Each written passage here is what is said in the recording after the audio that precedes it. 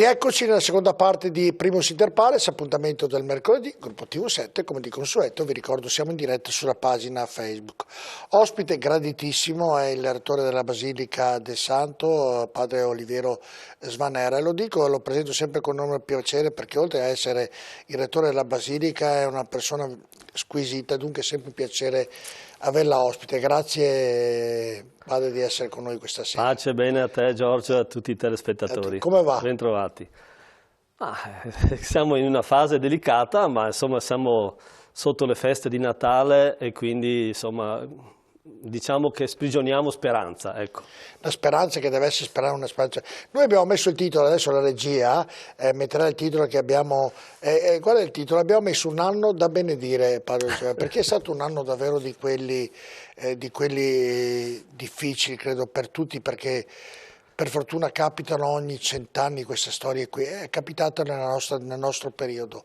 Ed è un periodo che è capitato a molte persone che sono mancate e molte persone colpite da questo virus sono entrate anche nella Basilica, perché anche tu sei stato, anche lei, anzi scusate, di solito do sempre del lei, è stato colpito da questo maledetto virus e anche diversi anche frati. I confratelli, sì. E come l'avete passato questo periodo? Ma diciamo che è un periodo lunghetto perché abbiamo iniziato con questa esperienza a primavera, un po' tutti, e anche noi in convento siamo stati toccati un po' dall'arrivo di questa pandemia. Poi c'è stata questa ripresa adesso a novembre, io personalmente con altri frati, insomma me la sono presa qua a fine ottobre, inizio di novembre. Quindi è stata un'esperienza così che abbiamo condiviso con migliaia di persone, sicuramente una dimensione personale perché ti tocca così come persona, innanzitutto come uomo, certamente dal punto di vista anche spirituale, perché si fanno tante domande sulla vita, sulla morte, sulla malattia.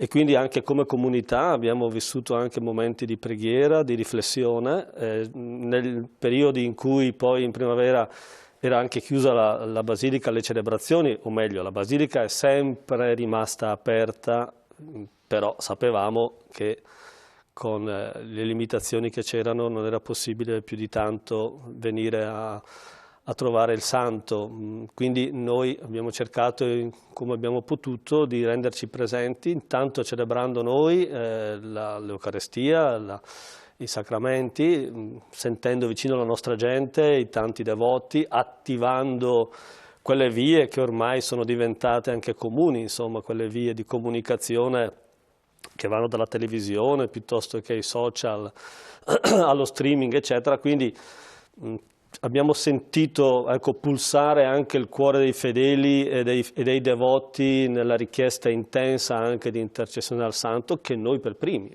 abbiamo invocato proprio alla tomba del santo, perché è una cosa eccezionale che abbiamo vissuto proprio in quei mesi, parlo dei mesi della primavera scorsa, era che celebravamo alla tomba del santo. Ecco, per chi frequenta la Basilica sa che le celebrazioni sono sull'altar maggiore, in presbiterio, ma in quel periodo, essendo chiusa la Basilica ai fedeli, noi come frati, questo per sentire proprio, per invocare, per sentirci parte. E avevate paura? Insomma, è un virus che se guardiamo a noi innanzitutto, che quando ci è arrivato in comunità, tanto si ignoravano tanti aspetti in quei mesi, adesso siamo già un po' più a conoscenza di alcune dinamiche di come opera questo virus. In quella circostanza indubbiamente siamo un po' frastornati, ecco, anche se così sempre fiduciosi, sempre carichi di fede, e quindi in qualche modo così partecipi di un'esperienza che vedevamo anche molto tragica in tante realtà, ecco, d'Italia, in particolare in Lombardia. Quindi, è così. Senta padre Svanera, Tante persone che ho intervistato, che ho parlato, da primari, dal comitato scientifico, proprio in virtù di quello che è successo, ci hanno spiegato il perché, il per come di questo virus. Tanti non ci ha capito nulla, quasi la maggior parte inizialmente non ci ha capito nulla. E la gente poi ha detto, è stato qualcuno dall'alto che ha voluto dare un segnale a questo mondo cattivo. Ci crede a delle persone che dicono queste cose? Oppure sono cose che vengono dette in un determinato momento? Ma guardi, allora, credo che un'esperienza come questa innesca, accennavo prima, tante domande. E quindi ci sono le domande scientifiche, quindi ci siamo un po' tutti informati nei limiti di quello che potevamo informarci, perché poi in realtà sono arrivate anche informazioni di vario tipo e anche un po' che distorcevano anche un po' la comprensione delle cose, tutti noi un po' anche così, un po' incerti nel capire, rimane un po' un'incognita dal punto di vista scientifico. A quel giorno in cui per esempio è arrivato in comunità noi non abbiamo capito perché un frate e perché un altro e non perché uno e l'altro, quindi però la scienza ha cercato di dare qualche spiegazione. La fede pone e tocca gli aspetti esistenziali, tocca le domande sul significato della storia, delle sue vicende. Io posso capire che qualcuno immagini che il destino sia segnato da una volontà superiore, che chissà come voglia mandarci dei segnali e così a volte ci sono queste interpretazioni che si dicono un po' apocalittiche. Ha preso parola destino. Cos'è secondo lei il destino, padre Svanera? Ma io non credo al destino, allora. Ma cos'è secondo lei? Parlo del destino perché diciamo così in senso laico a volte... Lo sa perché sì, le faccio questa domanda? Prego. Perché l'ho fatta a molte persone e nessuno mai mi ha dato una risposta che mi ha convinto. Allora gliela faccio anche a lei, non gliel'ho mai fatta questa domanda. Cos'è? Ho fatto una parentesi nel ragionamento, le chiedo scusa, ma cos'è il destino per lei? Allora, dicevo che, lo stavo dicendo che per me credente esiste la provvidenza, che è diversa dal destino. Certo.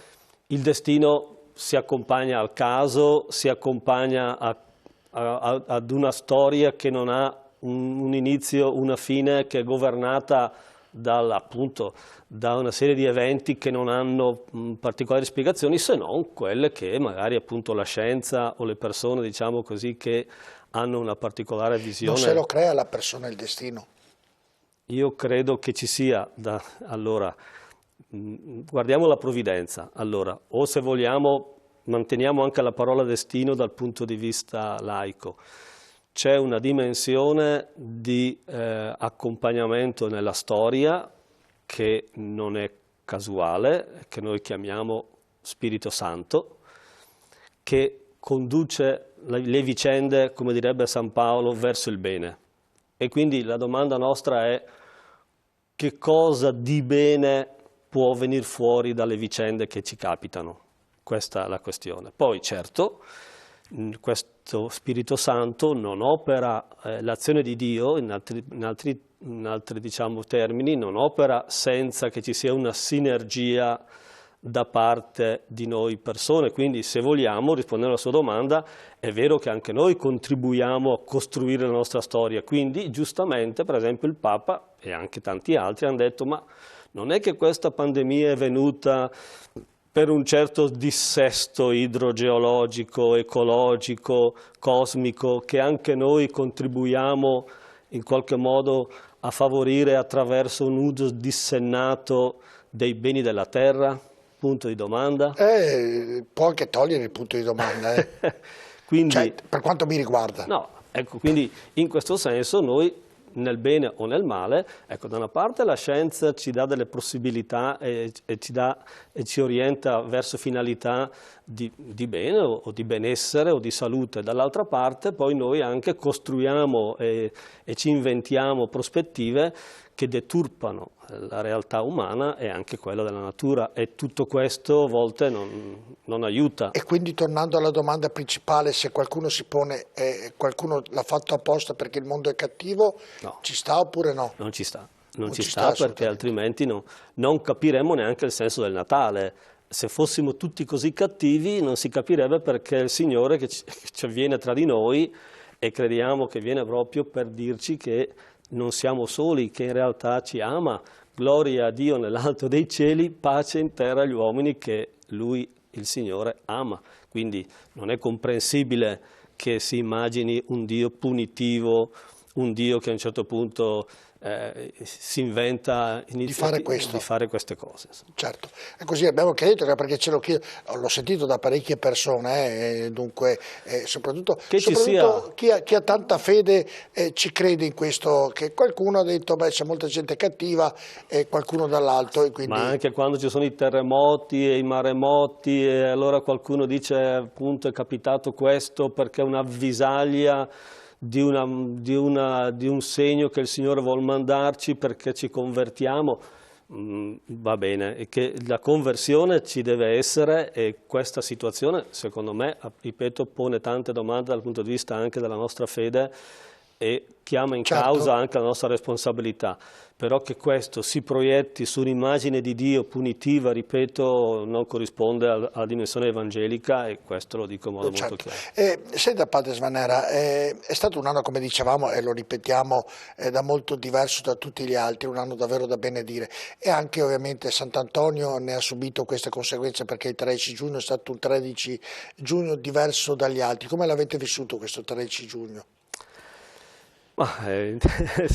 Insomma, diciamo che la pandemia ha avuto i suoi percorsi e forse appunto la provvidenza ha voluto che proprio verso fine maggio si cominciasse ad aprire la possibilità anche di vivere una dimensione socio-religiosa, economica, un pochettino più aperta.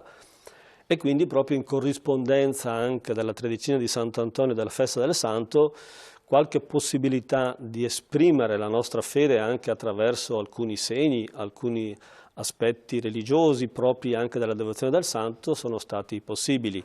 Quindi chi ha vissuto un po' quei giorni sa che per esempio durante quei 13 giorni non potendoci essere i pellegrinaggi e la presenza delle diocesi che normalmente portano i vari pellegrini, abbiamo invitato ogni sera durante le celebrazioni solenni varie presenze diciamo significative della città. Certo, ma da parte dei frati abituati a avere molta gente, molti pellegrini che frequentano il santo, vedere quest'anno diverso, tra di voi cosa vi siete detti? Come avete vissuto quel periodo un po' anomalo, anzi un po' anomalo, come l'avete vissuto tra di voi? C'è un malo modo oppure qualcuno nella fede ha detto beh andiamo avanti ugualmente, cerchiamo di sopperire a questo periodo? Qualche brontolamento si è sentito, no? Perché obiettivamente il cambio di abitudini ha colpito la nostra comunità come insomma tutti noi, quindi anche il fraticello che era abituato ai suoi ritmi di confessione, di apostolato, di incontri, di predicazione, si è visto un po' stravolgere la vita. Tutto quanto è stravolto. Dall'altra parte credo che noi abbiamo un po' anche la risorsa che è quella di una vita conventuale e fraterna che permette anche di qualificare le nostre ore in modo anche diverso. Quindi questo credo che sia un messaggio che anche molte persone hanno colto, c'è la possibilità che credo si ripropone anche in questi giorni, di avere anche tempo disponibile forse per rientrare in se stessi, per creare momenti di lettura, di riflessione, di silenzio, per godere forse aspetti legati alla meditazione o in qualche modo anche all'interrogativo su quello che significa anche per noi così questa vita, a volte frenetica, a volte coinvolta in tante preoccupazioni, e che possa anche avere uno spazio diverso. E noi certamente in una dimensione conventuale forse siamo anche un po' privilegiati, abbiamo la nostra cella, abbiamo i nostri ritmi di preghiera, la possibilità quindi anche di una meditazione. Questo certamente ha favorito anche un aspetto spirituale che poi può provocare tutti, ma che certamente per noi è stata una grazia. Certo, no, ma magari abituati, padre Svanera, a vedere il santo sempre stracolmo di gente nelle messe, specialmente domenicali, un susseguirsi di persone, andare e vieni, addirittura non facevi ora arrivare alla comunione che già c'era il cambio, e trovarsi così a fare una messa organizzata con 2 per banco, ecco, magari immagino che qualcuno di voi ci è rimasto un po' male. Insomma, questa è stata un'ulteriore fase, diciamo la fase in cui l'apertura è stata un'apertura contingentata, un'apertura anche piuttosto laboriosa, perché la Basilica è un complesso ampio, quindi diversificare gli ingressi, diciamo orientare i flussi è stato piuttosto impegnativo dal punto di vista così organizzativo. Adesso è già un momentino più collaudato, certamente si respira una certa dimensione di timore. Ma quando padre Svanera gli hanno detto non si va più a messa, e lei ha detto ma no, si può andare, cosa vi siete detto tra di voi? Io ho parlato con altri preti che hanno detto no, potevano far venire qualcuno. Cosa avete pensato? Dai, si può, insomma, ovviamente cercando di controllare le entrate e le uscite e tant'altro, si può lo stesso, ma far partecipare qualcuno.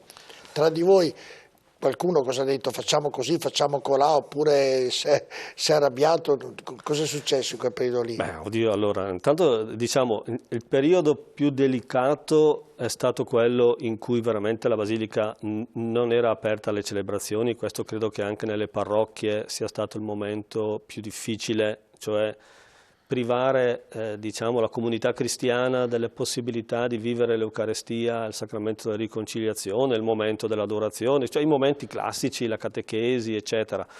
Credo che quello sia stato il momento più impegnativo, per quanto poi, anche per quanto ci riguarda, abbiamo cercato di... Padre Svanera, per le chiese io parlo, perché ho parlato anche, è brutto a dire, però oltre che per la fede sicuramente che è la cosa più importante, anche sotto un profilo economico, perché ovviamente le parrocchie hanno bisogno ovviamente delle offerte, hanno bisogno delle sagre, delle cose per sistemare la chiesa, il patronato e tant'altro, e non c'hanno entrate, e molti poverini ci sono stati anche, hanno penalizzato oltre la vita normale, anche le chiese sono state penalizzate proprio da questo virus, anche sotto un profilo economico, anche se è brutto da dire, però è così ed è la sacrosanta verità.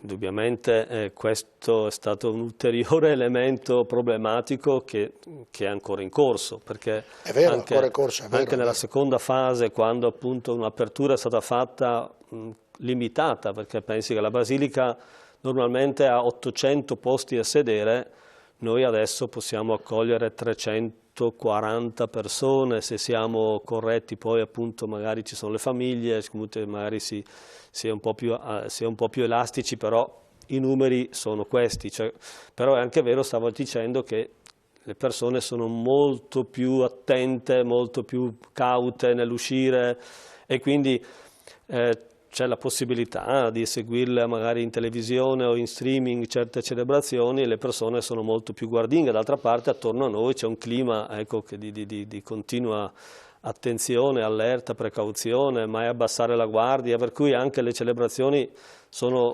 come sono. Poi certo c'è stato anche la conseguenza di natura economica, è indubbio, perché... No, io le dicevo perché ho sentito di preti che avevano da sistemare il patronato, le parrocchie. Non ci vuole molto a pensare che obiettivamente, cioè, se non hai fedeli che possono venire in patronato piuttosto che in basilica, piuttosto che agli incontri e quindi non hanno la possibilità di trovarsi, tutto si ripercuote anche dal punto di vista economico. Insomma. Ecco, domani sera, perché oggi mercoledì non lo faccio, domani sera ci dovrebbe essere stata la messa di mezzanotte, quella tradizionale, usiamo questo termine. Invece ovviamente per via di questo virus verrà anticipata con un orario diverso. Polemiche a non finire perché Dio è nato prima, Dio è nato dopo, insomma. Lei cosa ne pensa in virtù di tutto quello che sta succedendo su un dramma come quello del virus che stiamo attraversando tutti? Beh, insomma, credo che alcuni aspetti diciamo, delle vicende ci permettono anche di chiarire così dimensioni della tradizione. Secondo tradizione la messa di Natale, cosiddetta messa della notte, viene fatta per lo più a mezzanotte, ma non è che ci sia un orario per dire Gesù è nato a mezzanotte noi contempliamo la nascita, per cui se invece si celebra alle 11 piuttosto che alle 10 di sera non vale più la messa. Questi sono aspetti diciamo, legati un po' alla devozione o e alla tradizione. Noi celebreremo per esempio alle 18, che però una volta che c'è buio, una volta che ci sono le tenebre, il messaggio è Cristo splende, la luce che splende nelle tenebre, questo è il messaggio fondamentale. Lo trovo esagerato le polemiche che sono nate insomma in tal senso? Non hanno molto Perché qualcuno riesce a mettere polemiche che dove non ci sarebbe il caso di metterle insomma. Lei pensi che dal punto di vista liturgico, lo dico anche per i nostri telespettatori, ci sono ben 4 messe che vengono proposte dalla liturgia per celebrare il Natale. La messa della vigilia, che si fa dopo le 4 del pomeriggio, la messa della notte dalle 6 della sera, la messa dell'aurora nel primo sorgere del sole, la messa del giorno, con letture diverse, con quindi la possibilità di fare una riflessione diversa per celebrare il Natale ora per ora, momento per momento. Prima della pubblicità possiamo dire che gli orari di queste messe? Allora noi la messa della vigilia l'avremo dalle 4 e alle 5, alle 6, il 18 del 24 avremo la messa della notte e poi a partire dalle 6:30 di mattina la messa dell'aurora e poi la messa del giorno dalle 10, 11 in poi. Quelle consuete, con le consueti orari della Basilica. Ecco, per chi ovviamente volesse andare, questi sono gli orari delle messe che si svolgeranno alla Basilica del Santo. Noi andiamo in pubblicità, ma rimanete con noi tra poco.